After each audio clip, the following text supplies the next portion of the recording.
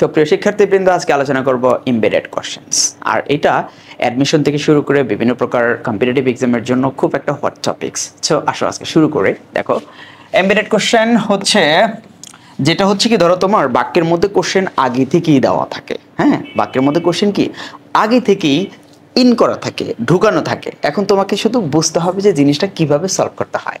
So embedded কোশ্চেনটা related হলো তোমার হলো এক প্রিন্সিপাল ক্লজের সাথে, আর একটা হচ্ছে কি তোমার সাবঅর্ডিনেটিং ক্লজের সাথে। অর্থাৎ যেই বাক্যে তোমার এমবেডেড কোশ্চেনটা দেওয়া হবে সেই বাক্যটা অবশ্যই হবে একটা কমপ্লেক্স সেন্টেন্স। আর কমপ্লেক্স সেন্টেন্সে কি দুইটা পার্ট থাকে, একটা প্রিন্সিপাল ক্লজ, যেমন এরকম প্রথমটা থাকবে প্রিন্সিপাল ক্লজ, আর একটা হচ্ছে কি সাবঅর্ডিনেটিং ক্লজ। তোমরা একটা জিনিস মনে রাখবা যে সাবঅর্ডিনেটিং ক্লজ কখনোই কোশ্চেনে রূপান্তরিত হয় না, অর্থাৎ সাবঅর্ডিনেটিং ক্লজের কোশ্চেন করা যায় না। আর এই এমবেডেড কোশ্চেনের ক্ষেত্রে এই প্রবলেমটাই আমরা সবচেয়ে বেশি ফেস করি। দেখবে অনেক সময় দুইটা বাক্যে কি কোশ্চেন দেওয়া আছে, ঠিক আছে, যে প্রিন্সিপাল ক্লজটা কোশ্চেন ফর্মে দেওয়া আছে, সাবঅর্ডিনেটিং ক্লজটা কোশ্চেন ফর্মে দেওয়া আছে। তাহলে কত সলিউশনটা কি? সলিউশন হচ্ছে দুইটা। দেখো, তুমি দেখবা প্রথম যে প্যাটার্নটা থাকে সেটা হলো কি, যে প্রথম পার্ট প্রিন্সিপাল ক্লজটা তোমার অ্যাসার্টিভ প্যাটার্নে থাকলে পরের যে সাবঅর্ডিনেটিং ক্লজটা আছে এটা কিন্তু প্যাটার্নটা একই থাকবে। একই বলতে কি, ধরো প্রথমে তুমি ডাব্লিউএস ওয়ার্ড দিবা, তারপরে সাবজেক্ট দিবা, তারপরে ভার্ব দিবা, তারপরে আদার ওয়ার্ডস দিবা। যখন দেখবা যে অ্যাসার্টিভ সেন্টেন্স আছে প্রিন্সিপাল ক্লজটা, তখন তোমরা শেষে ব্যবহার করবে হলো ফুল স্টপ। ঠিক আছে, অ্যাসার্টিভ প্যাটার্নটা কেমন তোমরা জানো, সেটা হলো কি এস প্লাস ভি প্লাস ও, এই প্যাটার্নটাকে বলা হচ্ছে অ্যাসার্টিভ। তাহলে প্রিন্সিপাল ক্লজ যদি অ্যাসার্টিভ থাকে, তাহলে সাবঅর্ডিনেটিং ক্লজে যেরকম ডাব্লিউএস ওয়ার্ড যদি থাকে, তাহলে প্রথমে ডাব্লিউএস ওয়ার্ড, তারপরে সাবজেক্ট, তারপরে ভার্ব, তারপরে আদার ওয়ার্ড, তারপরে তোমরা দিবে কি ফুল স্টপ। এইটা হলো একটা প্যাটার্ন, একটা কথা মনে রাখবা, ঠিক আছে। আর সেকেন্ড প্যাটার্নটা কি, ধরো তোমার এই বাক্যটা অর্থাৎ প্রিন্সিপাল ক্লজটা অনেক সময় ইন্টারোগেটিভ প্যাটার্নে থাকতে পারে। ইন্টারোগেটিভ প্যাটার্নটা কি, ধরো প্রথমে তোমার থাকবে হেল্পিং ভার্ব, তারপরে কি থাকবে, তারপরে থাকবে সাবজেক্ট, হ্যাঁ, তারপরে থাকবে কি তোমার মেইন ভার্ব, কি থাকবে মেইন ভার্ব, তারপর হয়তো কি থাকবে আদার ওয়ার্ডস থাকবে, ঠিক আছে। আচ্ছা, এই প্যাটার্নে যদি প্রিন্সিপাল ক্লজটা থাকে, ডাব্লিউএস কোশ্চেন অর্থাৎ তোমার সাবঅর্ডিনেটিং ক্লজটাও তবু তোমার আগের প্যাটার্নে থাকবে, এটার কিন্তু কোনো চেঞ্জ হবে না। প্রথমে কি দিতে হবে ডাব্লিউএস ওয়ার্ড, তারপরে দিবে কি সাবজেক্ট, তারপরে ভার্ব, তারপরে আদার ওয়ার্ডস, এইখানে দিবে হলো প্রশ্নবোধক চিহ্ন। ওকে, বিষয়টা কিন্তু এমন না যে এইটা দিয়ে কোশ্চেন বুঝাইছে দেখেই তোমার ওখানে প্রশ্নবোধক চিহ্ন দেওয়া হয়েছে, বিষয়টা কিন্তু তা না। যদি থাকে এইটা থাকে অ্যাসার্টিভ, তাহলে এইখানে তোমরা শেষে দিবা ফুল স্টপ। যদি এইটা থাকে তোমার ইন্টারোগেটিভ, তাহলে শেষে দিবা হলো কোশ্চেন মার্ক। বাট তোমাদের ভুল যেটা থাকবে, ধরো এখানেও কোশ্চেন করা থাকতে পারে, এখানে কোশ্চেন প্যাটার্নে থাকতে পারে। কোশ্চেন প্যাটার্ন কেমন থাকতে পারে, ধরো তোমার এখানে ডাব্লিউএস ওয়ার্ড দিল, ডাব্লিউএস ওয়ার্ডের পরে হয়তো দেখো ডাব্লিউএস ওয়ার্ডের পরে হয়তো কি দেওয়া থাকবে, তোমার ভার্ব দেওয়া থাকবে, তারপরে দেওয়া থাকবে কি সাবজেক্ট, তারপরে দেওয়া থাকবে কি আদার ওয়ার্ডস। যদি এভাবে থাকে তাহলে মনে করবা এটা ভুল আছে, এটা সংশোধন করতে হলে কি করতে হবে, প্রথমে ডাব্লিউএস ওয়ার্ড, তারপরে সাবজেক্ট, তারপরে এভাবে দিতে হবে। অর্থাৎ সাবঅর্ডিনেটিং ক্লজটা ডাব্লিউএস ওয়ার্ডের পরের পার্টটুকু সবসময় অ্যাসার্টিভ স্ট্রাকচার হবে। শুধু কোশ্চেন তুমি করতে পারো, হয়তো প্রিন্সিপাল ক্লজে কোশ্চেন করলে শেষে কোশ্চেন মার্ক দেবা, আর যদি এটা অ্যাসার্টিভ থাকে তাহলে শেষে ফুল স্টপ দিবে। এইটাই হলো আমাদের হলো সলিউশন। তাহলে আসলে আমরা একটু উদাহরণগুলো দেখি। দেখো প্রথম বাক্যে কি বলছে, দেখো I don't know where he lives. দেখো এই যে প্রথম পার্টটা দেওয়া আছে এটা কিন্তু তোমার অ্যাসার্টিভ প্যাটার্নে দেওয়া আছে। কি দেওয়া আছে? অ্যাসার্টিভ প্যাটার্নে দেওয়া আছে। সো পরের পার্টটা আমরা কিভাবে সলিউশন, মানে কিভাবে আছে দেখো, প্রথমে ডাব্লিউএস ওয়ার্ড দিয়েছো, তারপর কি দিয়েছো সাবজেক্ট, তারপর দিয়েছো কি লিভস ভার্বটা দিয়েছো। এখন কথা হলো যে তোমাদের কোশ্চেনে ভুল কিভাবে থাকবে। এই যে এই পার্টের যে পার্টটা দেখতে পাচ্ছ না সাবঅর্ডিনেটিং ক্লজ, এইভাবে যদি থাকে এগুলোকে বলা হয় তোমার হলো এমবেডেড কোশ্চেন। এখন প্রশ্নে তোমার হয়তো ভুলটা এই যে এই জায়গায় যেটা আছে এটা ভুল হয়তো এরকম দেওয়া থাকতে পারে। খেয়াল করো, একটুখানি তোমাদের দেখায় দিচ্ছি যে ভুলটা হয়তো এরকম থাকতে পারে যে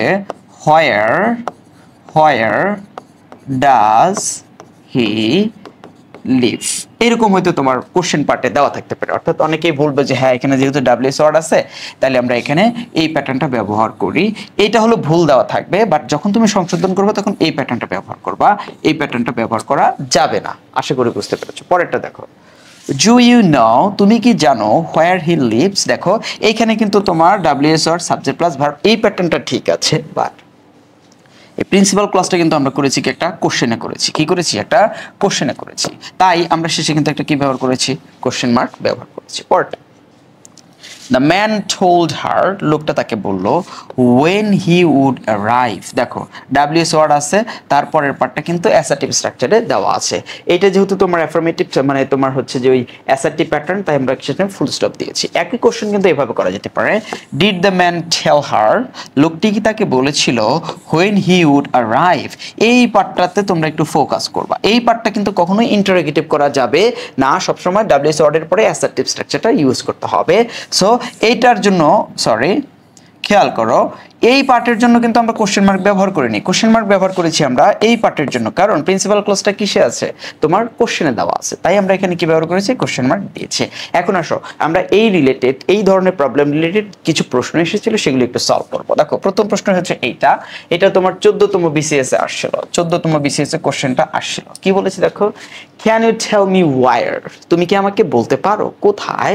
দেখো এই স্ট্রাকচারটা একটু খেয়াল করো, মেইন ক্লজটা খেয়াল করো, প্রথমে দেওয়া আছে হেল্পিং ভার্ব, তারপরে সাবজেক্ট, তারপরে মেইন ভার্ব, মানে ইন্টারোগেটিভ প্যাটার্নে দেওয়া আছে।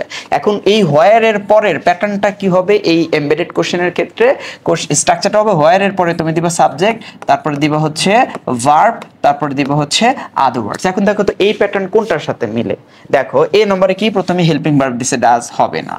বি নাম্বার কি দেওয়া আছে, মিস্টার আলী ডাজ লিভ। দেখো হেল্পিং ভার্ব দেওয়া আছে, আবার মেইন ভার্ব দেওয়া আছে, এটা হবে না। ঠিক আছে, পরেরটা খেয়াল করো যে মিস্টার আলী লিভস, এইখানে সাবজেক্ট তারপরে ভার্ব দেওয়া আছে, তার মানে এটা আমাদের আনসার। এখানে কি দেওয়া আছে দেখো, ডি নম্বরে লিভস, তারপরে কি দেওয়া আছে, সাবজেক্ট দেওয়া আছে। সো এটা আনসারটা লেখা যাবে না, তাহলে আমাদের আনসার হচ্ছে কি সি।